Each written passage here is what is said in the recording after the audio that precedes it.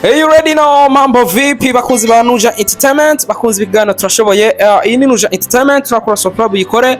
Ino musi guys dufise amakuru menshi ariko aravugwa muri gospel niyo musi hano mu kigano turashoboye tuko turayaga entertainment na showbiz umusiko wa 2 rero vyose biba bikubaniyemo kabisa. Rero ufise umutumire adasanzwe, ufise umuririmbyi adasanzwe.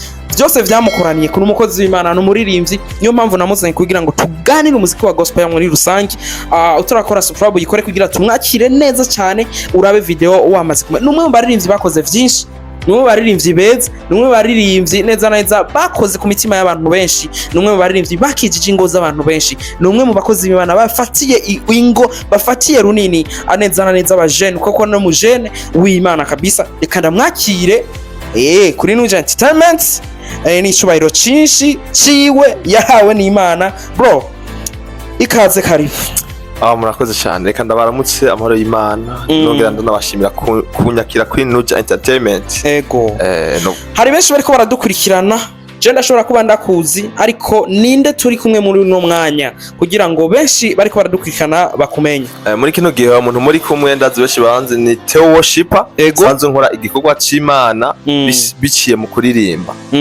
Ego, benshi barabizi kuri YouTube Theo Worshiper, kuri Facebook page yanje Theo Worshiper. Voilà. Yes. Il démontre Theo Worshiper n'umuntu ki ino musuvuze ngo urumva ngo ni Theo Worshiper, ariko Theo Worshiper n'umuntu ki muri rusange muri societe y'umuziki cyane inyuma y'umuziki. Theo Worshiper n'umuntu asanzwe ahimbaza Imana, umukozi w'Imana. Ego. Atanga ubutumwa biciye mu ndirimbo, biciye mu kuririmba, biciye mu gutazira Imana no kwihimbaza. Ino munsi uvuze ati gutazira Imana no kuririmba, abantu benshi baca biyumva neza kuri umuririmbyi muri rusange. Inyuma yuko twagaruka ku vyawe byo kuririmba gospel hano mu gihugu cy'u Burundi, urayibona gute? Ibiharuro bingana gute yubu gospel yubu ndetse n'iya kera uko wayibona? Abandi baririmbyi bakora ba Fortra, ba David, ba Theo nani bajya ba Theophile kabani Theophile. Yes. Sivyo uyibona gute ugeranije no gushika kuno mwanya? Ukunda bibona kera n'ubu hari difference. Kera indimbo abantu baririmba zaba ndimbo zifise ubutumwa, zaba ndimbo zifise amavuta, zifise onction, zikora ku mitima y'abantu. Ego. Izo ndirimbo baririmbye kera n'ubu ziracafise onction, ariko indirimbo za kino gihe nazo ni indimbo za banjucation. Sinzi ko ivyo bintu bibiri bitandukanye. Rero niyo mpamvu indirimbo ije no musi kubera umuririmbyi aririmba yisunze umudiho canke yisunze iki gihe. Ego. Indirimbo ikimara igihe irafise ikiringo imara, ico kiringo imaze kugishikana igakizimangana. Yes. Abaririmbyi ba gospel ubu nabo nyene bagiye mu rugamba rw'abaririmbyi basekira, kubera ko nabo nyene bariko barakora umuziki udandaza. Niyo mpamvu uvuga ko bariko barakora umuziki uri moderne. Ubona basubiye muri ca gihe cyo kuririmba bijya bintu vya kera, muri zijya midiho ya kera, urana ko hari ico vyotanga vyokungura mu muziki wa gospel no munsi. Ego, so ikintu cyo kungura ni ukuvuga indirimbo, urana nakubwiye indirimbo abantu bakera baririmba n'ubu turacazirimba. Par exemple nk'uwashaka kurimba nk'indimbo ya Fortra ya kera, indimbo ya Apollinaire ya kera, ndibaza nyinshi murazizi, indimbo ya Dudu ya kera, ariko abaririmbyi bariko barazubu baririmba indirimbo zifise akanovera, badoke baririmba bisunze igihe, ariko kijya gihe ntibaririmba bisunze igihe, baririmba bisunze icyo mpemu y'Imana ariko aravuga. Yes. Ino munsi hari benshi neza bagenda bavuga ati birapfira no kubera ko umenga nta promotion babiha, kubera ko bavuga ko baba bariko baratanga message ku bantu b'Imana canke ku bakristo runaka. Byo urabibona gute? Bipfira muri promotion canke bipfira mu nyandiko nk'uko urabivuga? Basigurire nyene bumve abantu bariko baradukurikirana uko bimeze. So promotion irakenewe, ariko kera wibuke, kera nta bintu vy'ama promotion vyari bihari. Kera nta na YouTube zari bwazo, urabizi.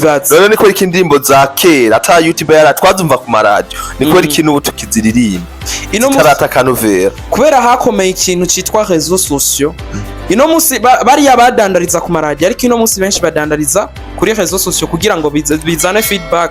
Niyo mpamvu novuga ngo uza gusanga hari ukuntu usanga kanovera ko muziki kariko karagenda. Ino musi twabonye abaririmbyi nk'aba Fortra, nk'aba David, nk'aba Apollinaire, ariko ayo n'amaraso abona abaririmbyi ba kera reba keneye amaraso mashasha nka bamwebwe nico gituma ngira ndakujeko mbega nawe neza na neza ivyawe vyifashe gute inyuma yo kuba tubonye indirimbo ku rutare mbega Theo Worshiper ariko akora iki kugira ngo dusubire tumubone muri ya shusho yiwe ngo twari tumumenye so je novuga ko ivyo ndiko ndakora right now novuga ngo ni vyinshi kandi sinovuga ngo ni bike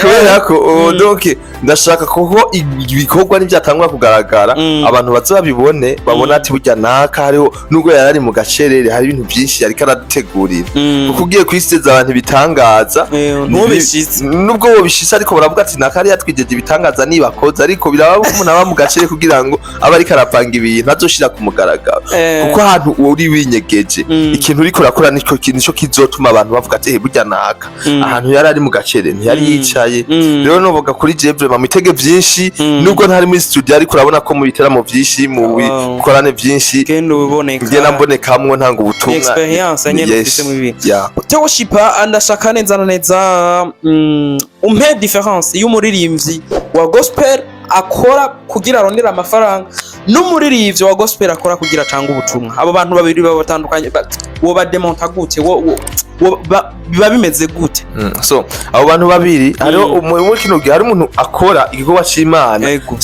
donc tuvuge hose arondera amafaranga hariho n'undi akora igikorwa c'Imana ari kugira ngo atanga ubutumwa rero abo bantu babiri bari kubiri niyo mpamvu kenshi ubona ama eglise amwe usanga abantu bariko barasubiranamwe ahantu hategere neza nimba turi mu gikorwa c'Imana turiko tukorera Imana ni gute wowe umukozi w'Imana woshwana na mugenzi wawe none umva muri ko mukorera Imana hari irindi banga tutariko turamenya kinyegeje inyuma y'ivyo bintu no munsi uza gusanga bariko baravuga ko ama eglise amwe usanga ari muri business runaka niyo mpamvu uza gusanga benshi bariko baragwana sinzi ico kintu neza neza tuba mu bibano bigiye bitandukanye mu makartage atandukanye henshi biravuga ivyo bintu vyo byose nk'iceye ku bintu by'amasengero niki ico nice niho rero nayiko ndakuzana kuko wowe nimba by'ukuri uriko urakorera Imana wavuza kugwana na mugenzi wawe ahubwo uramubisa wowe ufise Imana yawe uriko urakorera rero bisobanura umuntu arinze agwana n'ubundi hari ikintu bariko baraharanira erega Imana ntiyavuze ngo mungwanire kuko Imana ntinaniwe no kwigwanira wowe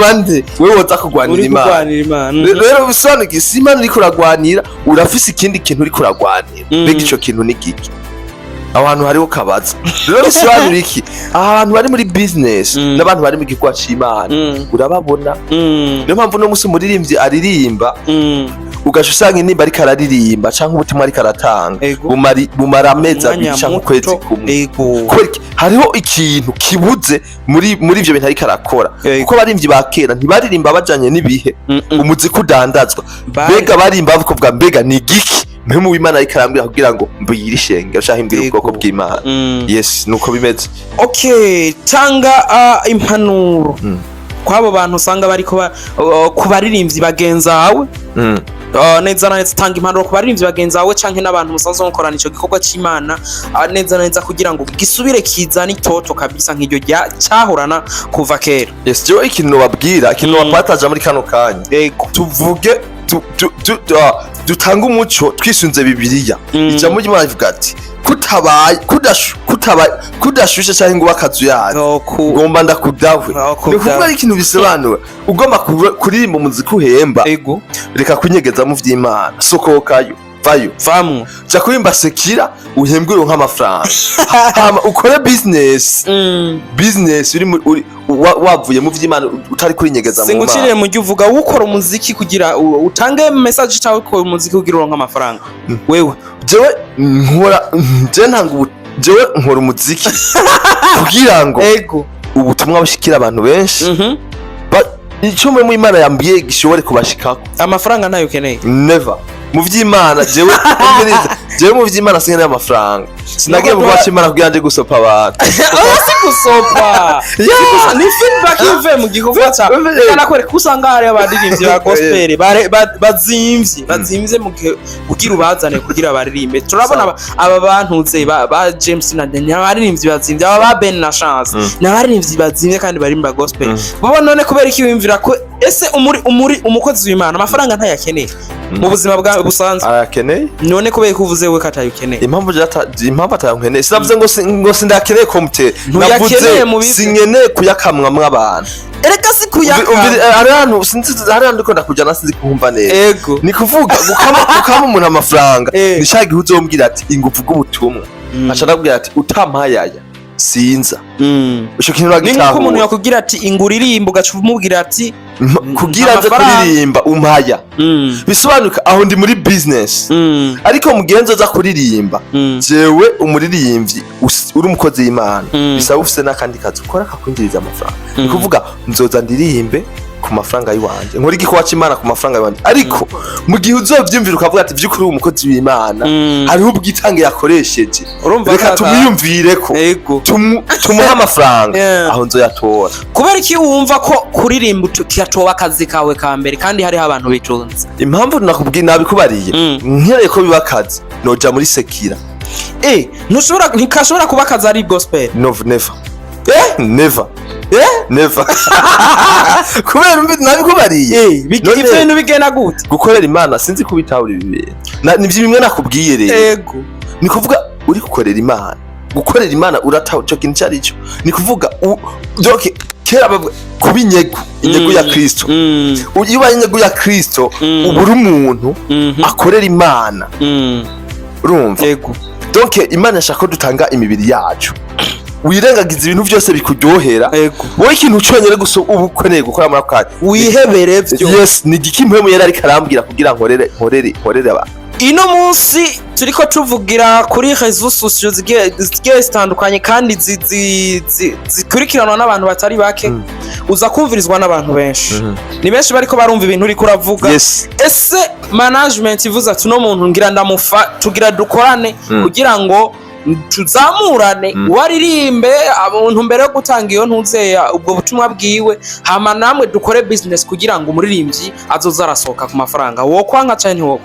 wokwemera cyane wokwemera avuze ngo dukorane nka management akumenye vyose kuririmba vyose ama studio amabikiniki n'amabezo yose nk'ayo umuririmbyi akayakora akashaka urazi ko umuririmbyi ari muri management kugira soke n'amafaranga wokwemera cyane wokwemera no kwemera none numva ko oya bigarukane nyene umviza ndabikubwira itandukaniro kandi sigurira en conclusion sigura ukuntu umuziki wa gospel utoshobora kuba akazi k'umuntu impamvu utoshobora kuba akazi k'umuntu gospel na sekira n'ibintu bibiri bidasa ushaka kuja mu gikorwa c'Imana jayo neza ntushire kugura indani ntushire kugura hanze urumva ni kuvuga uri kurakora igikwa c'Imana igikwa c'Imana si business Yesu ngo agiye mu rushengero rwiwe acasanga barudandarizamo burya ngo yasanze bahadandariza tugiye kuraba ku mashusho twabonye imengo bariko bahadandariza ibintu vyiki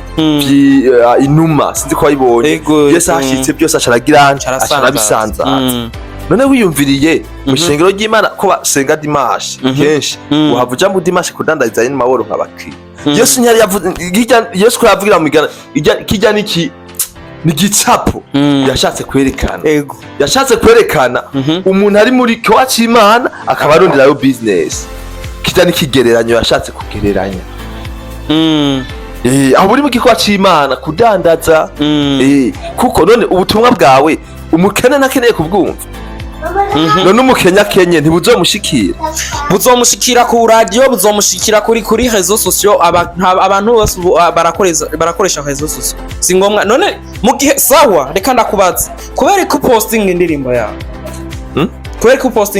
ni kugira ngo ubutumwa bushike kure aho je ntoshitse bushore kwashika nta mafaranga ubukeneye bizana kuri réseaux sociaux jewe ndiko na postinga si kuvuga ngo amafaranga ndakeneye kugira biyazana ariko birashobora kuyazana mugabo sivyo nshira imbere.